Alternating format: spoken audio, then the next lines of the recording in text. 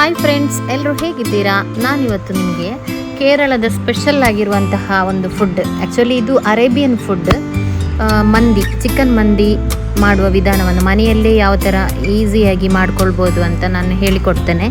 ಇದಕ್ಕೆ ಮೊದಲು ಮೇಯ್ನಾಗಿ ಮಾಡಬೇಕಾದ್ದು ಚಿಕನನ್ನು ದೊಡ್ಡ ದೊಡ್ಡ ಪೀಸ್ ಬೇಕಾದರೆ ಮಾಡ್ಬೋದು, ಅಥವಾ ಸಣ್ಣ ಸಣ್ಣ ಪೀಸ್ ಮಾಡಿದರೂ ಪರವಾಗಿಲ್ಲ. ಆದರೆ ಮೇಯ್ನಾಗಿ ಚಿಕನಲ್ಲಿ ನೀರು ಇರಬಾರ್ದು, ಫುಲ್ ಡ್ರೈ ಆಗೋ ತನಕ ನಾವು ಅದನ್ನು ಇದು ಮಾಡಿ, ಆಮೇಲೆ ಈ ಥರ ದೊಡ್ಡ ಅಗಲವಾದ ಪಾತ್ರೆ ತಗೊಳ್ಬೇಕು. ಅದರಲ್ಲಿ ಇಟ್ಟುಬಿಟ್ಟು ನೋಡಿ, ಈ ಥರ ಒಂದು ಫೋರ್ಕ್ ತಗೊಂಡು ಚೆನ್ನಾಗಿ ಚುಚ್ಚಬೇಕು. ಅಂದರೆ ನಾವು ಮಸಾಲೆ ಎಲ್ಲ ಹಾಕಿದರೆ ಅದರೊಳಗಡೆ ಹಿಡಿಯುವ ಥರ ಚೆನ್ನಾಗಿ ಇದು ಚುಚ್ಚಬೇಕು. ನೋಡಿ, ಚೆನ್ನಾಗಿ ಚುಚ್ಚಿ, ಇದು ನಿಮಗೆ ನೋಡಬೇಕಾದ್ರೆ ಗೊತ್ತಾಗ್ಬೋದು, ನೀರಿನ ಅಂಶ ಏನು ಕೂಡ ಇಲ್ಲ, ಫುಲ್ ಡ್ರೈ ಆಗಿದೆ. ಯಾಕಂದರೆ ಅದು ಆಮೇಲೆ ನೀರಿನ ಅಂಶ ಬಿಟ್ಕೊಳ್ಳುತ್ತೆ ನಾವು ಕರೆಕ್ಟಾಗಿ ನೀರು ಡ್ರೈ ಮಾಡಿಲ್ಲ ಅಂದರೆ. ಆಮೇಲೆ ನೋಡಿ, ಈ ಥರ ಫುಲ್ಲಾಗಿ ಅದಕ್ಕೆ ಫೋರ್ಕಲ್ಲಿ ಚುಚ್ಚಬೇಕು. ನೆಕ್ಸ್ಟ್ ಇದಕ್ಕೆ ಮೀನು ಬೇಕಾಗಿರೋದು ಪುದೀನ ಸೊಪ್ಪು, ಕೊತ್ತಂಬರಿ ಸೊಪ್ಪು, ನೀರುಳ್ಳಿ, ಆಮೇಲೆ ಕ್ಯಾಪ್ಸಿಕಮ್. ಇದನ್ನು ಇಷ್ಟನ್ನು ತುಂಬ ಸಣ್ಣದಾಗಿ ಹೆಚ್ಚಬೇಕು, ಚಾಪರಲ್ಲಿ ಹೆಚ್ಚಬೇಕು. ಆಮೇಲೆ ಮ್ಯಾಗಿ ಕ್ಯೂಬು, ಕರಿಮೆಣಸು, ಕೊತ್ತಂಬರಿ ಹುಡಿ, ಜೀರಿಗೆ ಹುಡಿ, ಗರಂ ಮಸಾಲ, ಸ್ವಲ್ಪ ಮೆಣಸಿನ ಹುಡಿ, ಆಮೇಲೆ ಸ್ವಲ್ಪ ಅರಿಶಿನ, ಆಮೇಲೆ ಶುಂಠಿ ಬೆಳ್ಳುಳ್ಳಿ ಪೇಸ್ಟ್ ಬೇಕು. ನಾನು ಅಂದರೆ ಇದರ ವಿಡಿಯೋದಲ್ಲಿ ತೋರಿಸ್ಲಿಕ್ಕೆ ನನಗೆ ಮರ್ತೋಯ್ತು. ಆಮೇಲೆ ಮೇಯ್ನಾಗಿ ಬೇಕಿರೋದು ಒಂದು ಅರ್ಧ ಕಪ್ ಸನ್ಫ್ಲವರ್ ಆಯಿಲ್ ಮೇಯ್ನಾಗಿ ಇದಕ್ಕೆ ಹಾಕಬೇಕು. ತೆಂಗಿನ ಎಣ್ಣೆ ಅಥವಾ ಬೇರೆ ಆಯಿಲ್ ಯೂಸ್ ಮಾಡಬೇಡಿ.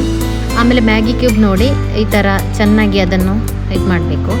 ಆಮೇಲೆ ಉಪ್ಪು, ನಾನೀಗ 2 ಕ್ಯೂಬ್ ತಗೊಂಡಿದ್ದೇನೆ, ನಂದು 3/4 kg ಚಿಕನ್ ತಗೊಂಡಿದ್ದೇನೆ. ಆದ ಕಾರಣ ನಾನು 2 ಮ್ಯಾಗಿ ಕ್ಯೂಬ್ ತಗೊಂಡಿದ್ದೇನೆ. ಅರ್ಧ kg ಆದರೆ ಒಂದು ಮ್ಯಾಗಿ ಕ್ಯೂಬ್ ತಗೊಂಡ್ರೂ ಪರವಾಗಿಲ್ಲ, 2 ಆದರೂ ಪರವಾಗಿಲ್ಲ, ಟೇಸ್ಟ್ ಹೆಚ್ಚಿಸುತ್ತೆ ಇದು. ಆಮೇಲೆ ಉಪ್ಪು ನೋಡಿ, ಮ್ಯಾಗಿ ಕ್ಯೂಬಲ್ಲಿ ಉಪ್ಪು ಇರೋದ್ರಿಂದ ಉಪ್ಪು ನೋಡಿಬಿಟ್ಟು ಹಾಕಿ.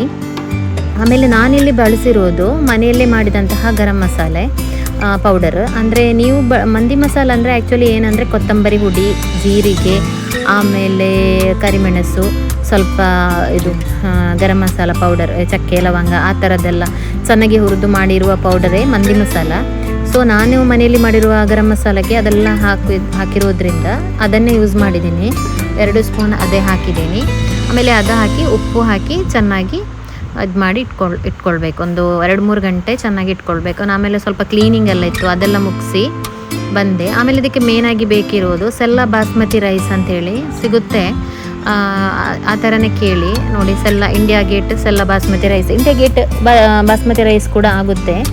ಆಮೇಲೆ ಇದನ್ನು ನಾನೊಂದು ಅರ್ಧ ಗಂಟೆ ನೆನೆಯಲಿಕ್ಕೆ ಹಾಕ್ತೇನೆ. ಅಂದರೆ ಬೇಗ ರೈಸ್ ಜಸ್ಟ್ ಒಂದು 2 ಕುದಿ ಬರಬೇಕಾದ್ರೆ ರೈಸ್ ಬೇಗ ಬೇಯುತ್ತೆ.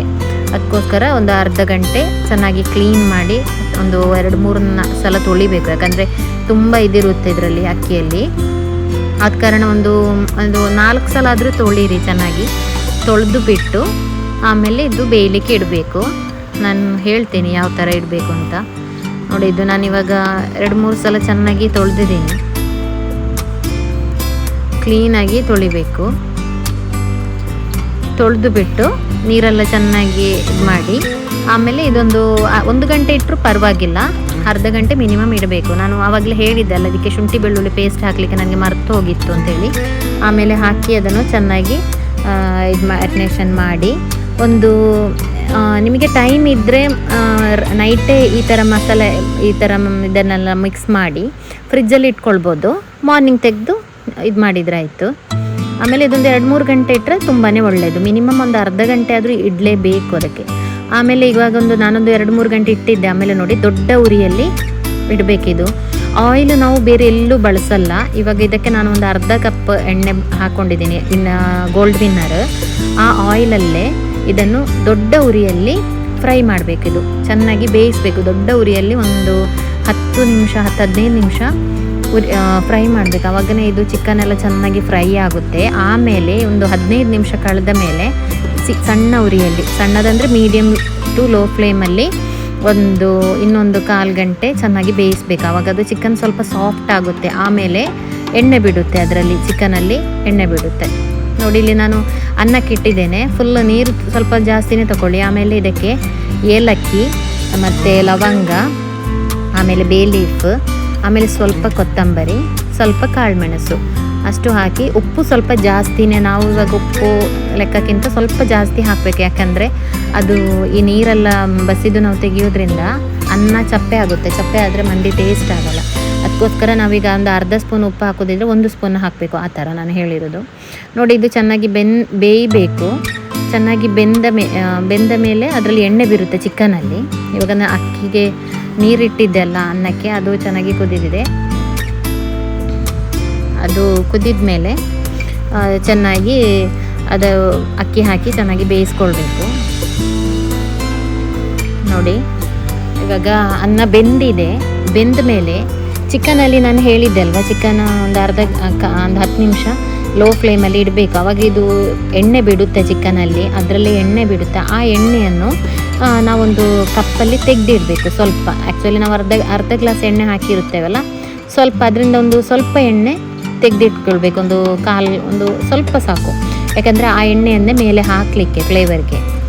ಆಮೇಲೆ ಇದಕ್ಕೆ ನೋಡಿ ನಾನು ಇದು ಲೈಮ್ ಹಾಕಿದ್ದೇನೆ. ಲೈಮ್ ಅಂದರೆ ಡ್ರೈ ಲೆಮನ್, ಅದು ಹೇಳಲಿಕ್ಕೆ ನಂಗೆ ಮರೆತು ಹೋಯಿತು.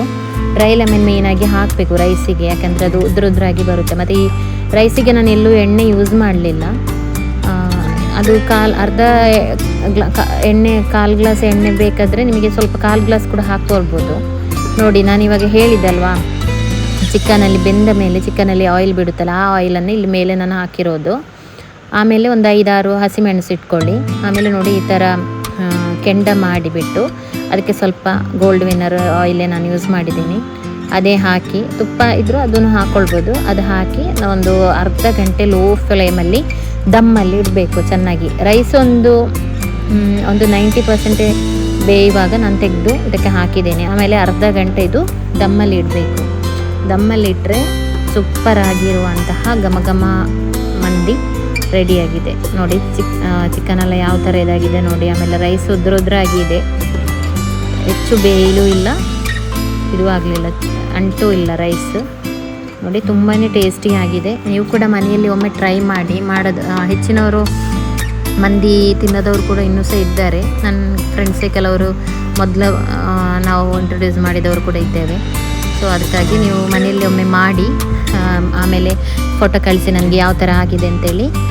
ಆಮೇಲೆ ಲೈಕ್ ಮಾಡಿ, ಕಮೆಂಟ್ ಮಾಡಿ, ಶೇರ್ ಮಾಡಿ. ಸಬ್ಸ್ಕ್ರೈಬ್ ಮಾಡದೆ ಯಾರಾದರೂ ನೋಡ್ತಿದ್ರೆ ನನ್ನ ಚಾನಲನ್ನು ಸಬ್ಸ್ಕ್ರೈಬ್ ಮಾಡಿ, ಸಪೋರ್ಟ್ ಮಾಡಿ. ಇನ್ನೂ ಒಳ್ಳೊಳ್ಳೆ ಕೇರಳದ ಫುಡ್ ಆಗಿ ನಾನು ನಿಮ್ಮ ಜೊತೆ ಬರ್ತೀನಿ. ಅಲ್ಲಿವರೆಗೂ ನನ್ನ ಚಾನಲ್ ನೋಡ್ತಾ ಇರಿ. ಟಾಟಾ, ಬಾಯ್ ಬಾಯ್, ಟೇಕ್ ಕೇರ್, ಲವ್ ಯು.